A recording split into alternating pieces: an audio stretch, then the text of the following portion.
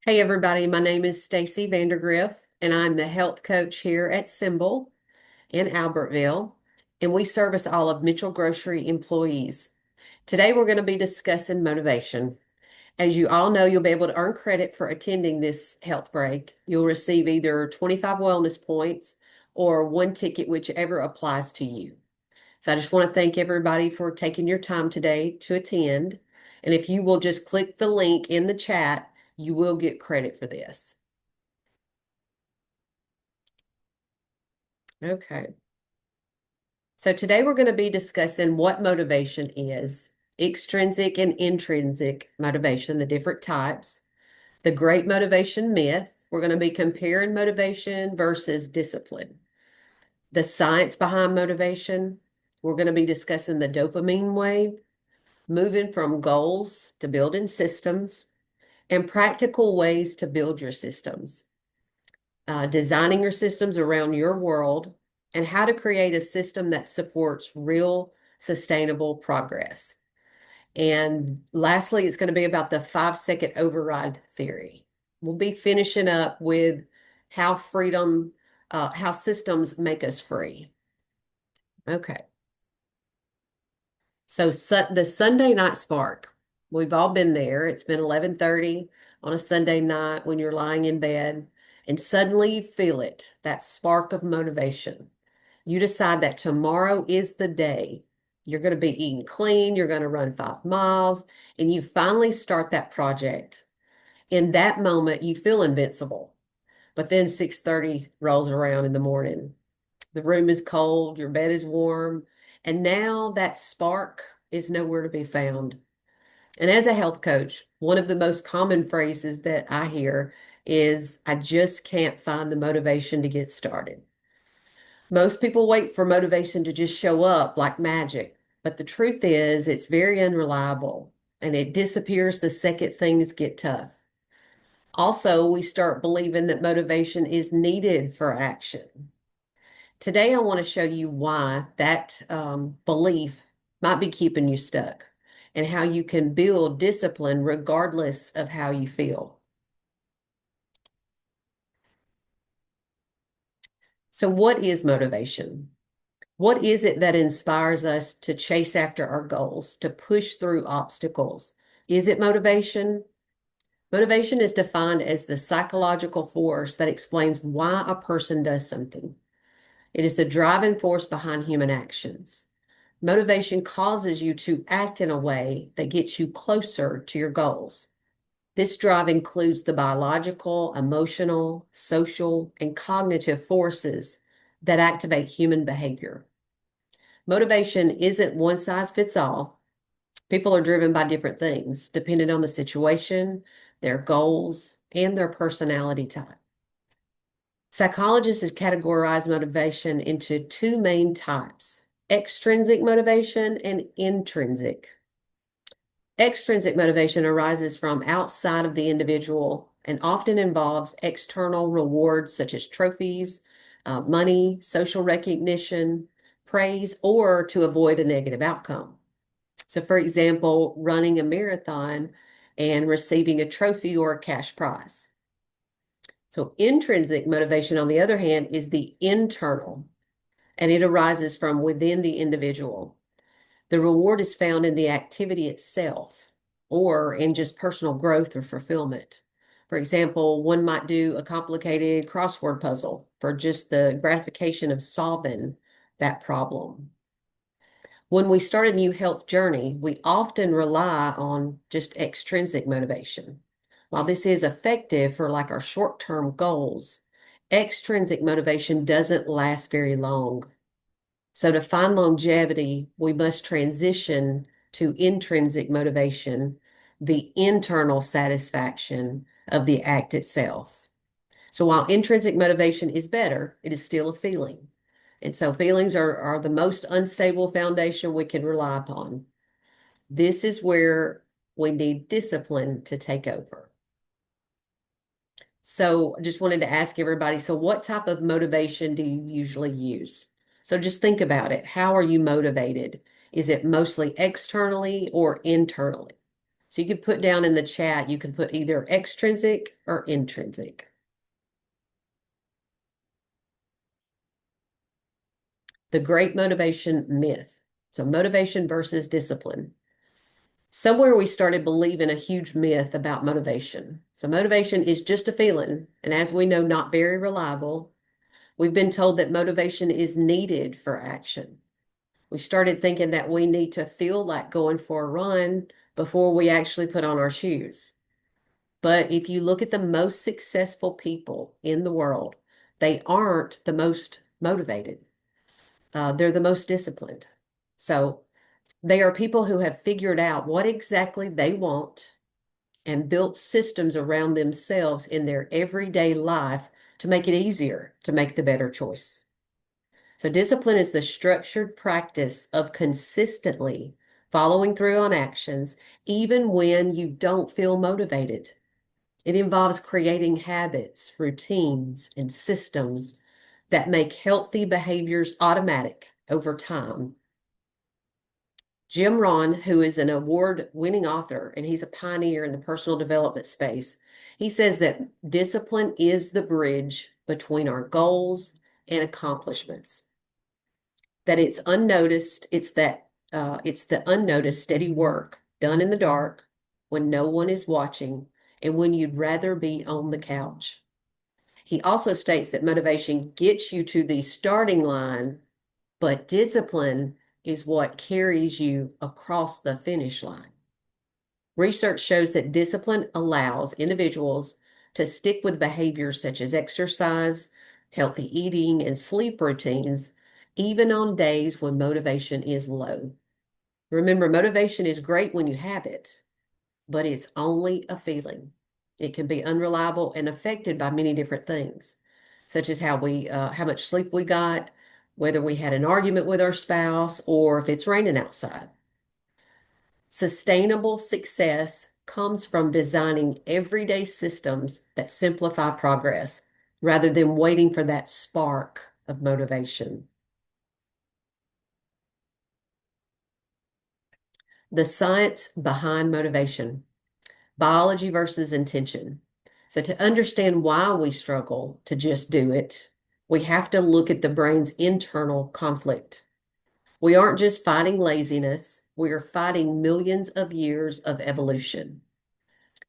To help you understand the tug of war that's going on inside your brain, let's take a look at the two main players that are constantly at odds, the prefrontal cortex and the limbic system. The prefrontal cortex is the CEO of our brain. It handles logic, long-term planning, and discipline. This part of your brain knows that eating fruits and vegetables and going for that run is the better choice. And the other system, the limbic system, this is the toddler of our brain. It's ancient, powerful, and driven entirely by pleasure. It wants comfort, safety, and that instant gratification. So when you wait for motivation, you are essentially waiting for your limbic system to agree with your prefrontal cortex. The problem with that is that the limbic system doesn't care about your 5-year plan for your health goals. It only cares about the next 10 minutes. So discipline is the act of the prefrontal cortex overriding that limbic system. It is a cognitive skill that can be strengthened through repetition, just like strengthening a muscle. Next, let's talk about the dopamine wave. To beat the motivation trap, we have to understand what it is. In the world of neurobiology, specifically the work of Dr. Andrew Huberman, he is an associate professor of neurobiology at the Stanford University School of Medicine. He says that motivation is largely tied to a chemical called dopamine. And dopamine is a type of neurotransmitter. It's made in your brain. It acts as a chemical messenger, communicating messages between your brain and the rest of your body. It's known as the feel-good hormone. It gives you that sense of pleasure. The problem is that dopamine levels are like a wave. They rise and they crash.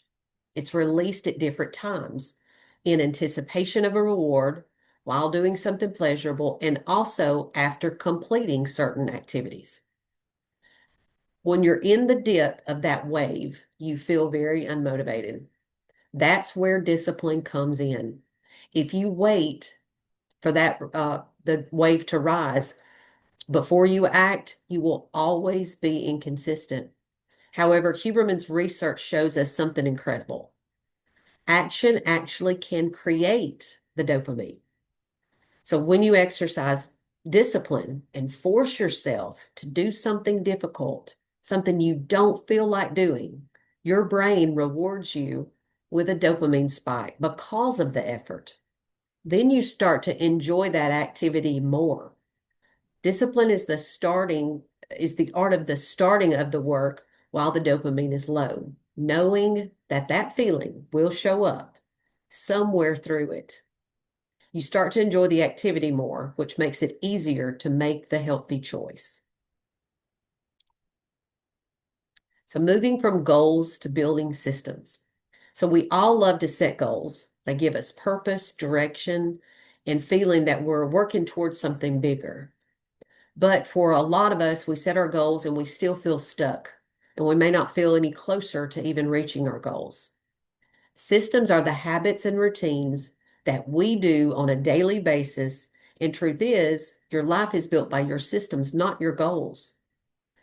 We need to realize it's not your goals that shape your life. It's your habits, routines, and the systems that you constantly do on a daily basis. And if those systems are broken, it's highly likely you will not reach your goals. So let's explore why goals aren't enough and how building the right systems is what actually drives long-term success. Think of goals as the destination. They tell you where you're going to go. Systems, on the other hand, are the engine. They're how you actually get there. They're the action steps.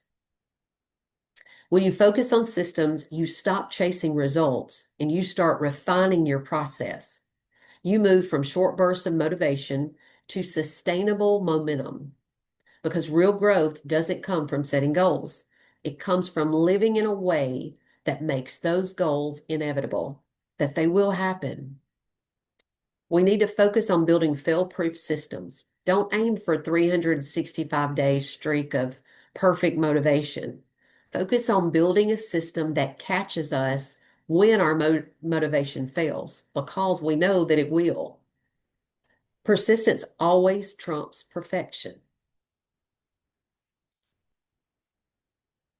So here are some practical ways that you can start to build these systems in your life.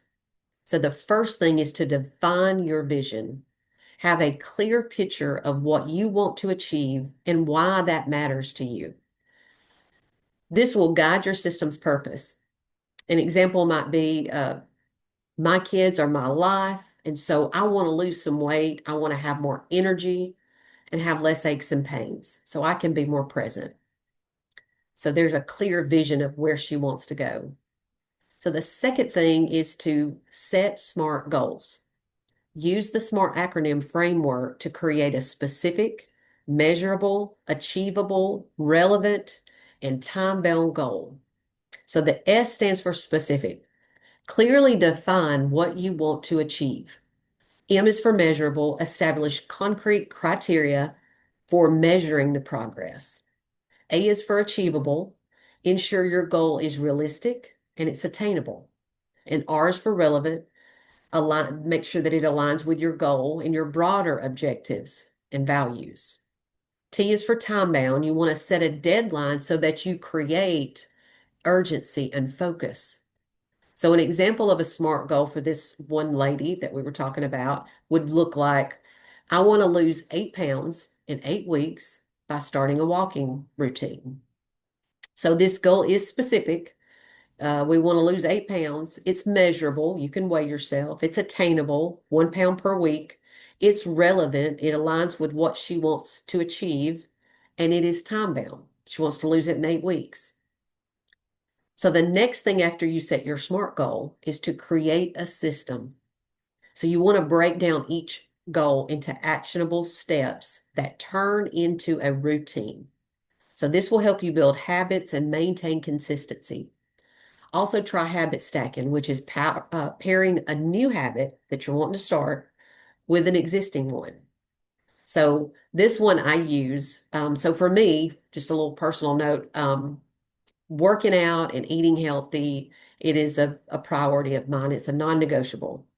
So habit stacking helps me build this system in my everyday life, and it makes that possible. So, I make my grocery pickup order online every Friday afternoon so that I can pick up my groceries after I leave the gym on Saturday mornings. Then I come home, start prepping for the next few days. So having this simple system in place, that allows me to progress toward my health goals. The fourth thing is to know your needs. Understand what you need to complete your system and ensure you have everything necessary. If you're meal prepping, you want to make sure you have your ingredients. If you're going to the gym, you want to make sure you have your gym bag, your water bottle, charged earbuds that's ready to go. So we need to know how to design these systems around our world. So how do we do this? It's about designing your environment to work for you and not against you. We stop trying to be stronger and we start making our environment smarter. So here are 5 practical ways to build smarter systems around yourself. So the first one is the law of friction. Make the bad habits hard and the good habits easy. Discipline is easier when the path of least resistance is the healthy one. So for example, if you scroll on your phone too much at night, put your phone charger in the kitchen. That's high friction for the bad habit. Another example would be if you want to drink more water, you put a full water bottle on your desk every morning. That's low friction for that good habit. So try to make good habits easier. If you want to read more, leave a book on your pillow. If you want to eat better, prep meals in advance. Make bad habits harder to assess and the good habits easier to begin. So the second thing is temptation bundling. So only allow yourself to do something you want to do while you do something you need to do. So, for example, only listen to your favorite podcast while you are meal prepping or walking on a treadmill. The third thing is the 2-minute rule. James Clear, the author of Atomic Habits, says any habit can be started in under 2 minutes. And he says that a habit can be established before it has to be established before it can be improved. So if you want to be a runner, your system on day one is just putting on your shoes and walking for 2 minutes. It only takes a few minutes to show up. You aren't going to the gym to work out. You're just putting on your shoes and you're driving to the parking lot. You want to master the art of showing up. The fourth thing is visual cues. So our brain is a scanning machine. If your vitamins are in a drawer, they don't exist. If they're on top of your coffee lid and you drink coffee every day, they are part of your established system. Number 5, identity-based habits. Most people focus on the outcome. For example, they want to lose weight. Instead, research shows to focus more on identity. As James Clear suggests, the goal is to run a marathon, not to run a marathon, it's to become that runner. So discipline is the act of casting a vote for the person you want to become. When you go to the gym on a day that you are tired and you're not just burning calories that day, you're confirming your identity as someone who does not miss those workouts. That is what identity-based habits is. So, for all you guys out there, who set New Year's resolutions? Just curious. Type yes or no in the chat. So for those of you that did, just think about it. What is one habit that you could change or add to what you already do that you could add to achieve that goal?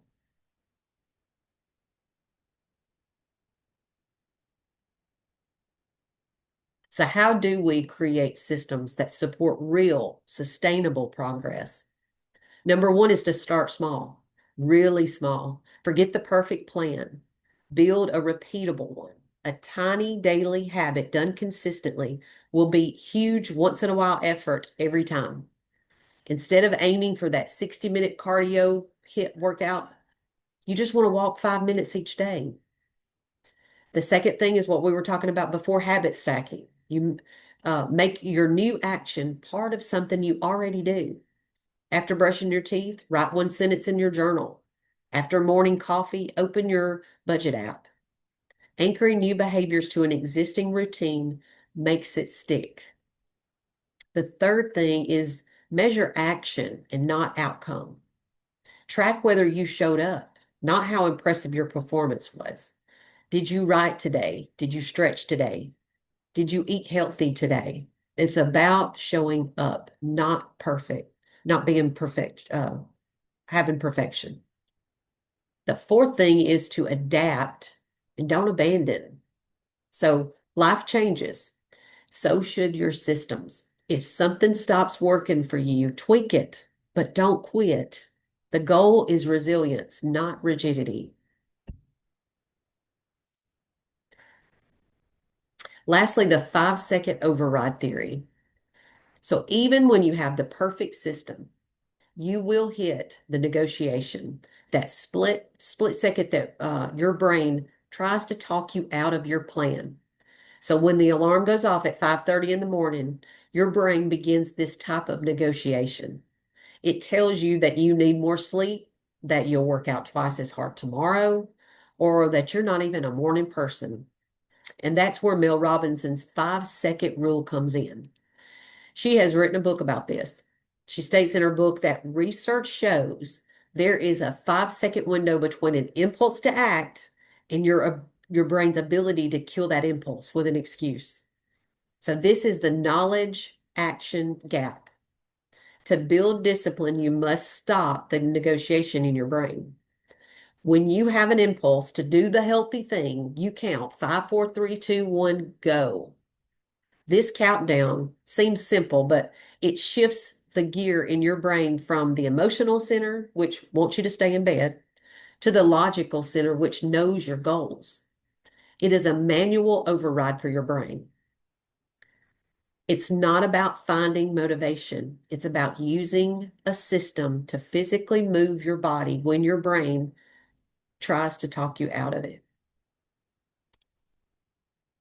So, in conclusion, there is freedom in the system. We often think that discipline is constrictive. We think that by having a routine, we're losing our spontaneity. But as a health coach, I can tell you that the freest people are the most disciplined. True freedom is found not in the absence of structure, but in the presence of it. It actually, it's actually the mechanism that eliminates decision fatigue and it frees us from being a slave to changing moods.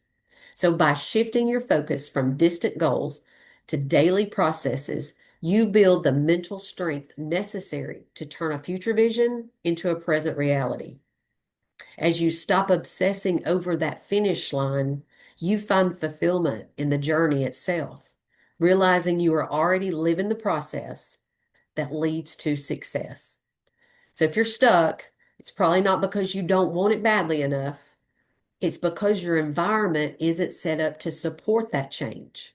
So maybe your systems don't match your vision, and that might create fatigue and self-doubt. But once your systems align with your goals, once your daily habits begin to reflect the person you want to become, everything starts to move in the right direction. Author Jim Rohn says, the bridge between your goals and your accomplishment is built one brick at a time through small, consistent disciplines. Success isn't one single massive transformation, but it's the product of daily habits and systems that align with the person you wish to become. So when your environment and your routines are intentionally set up to support your vision, you gain the confidence to make progress without burning out. This is where real lasting change happens. Not the spark of initial inspiration, but in the quiet, disciplined actions that you choose to take every single day.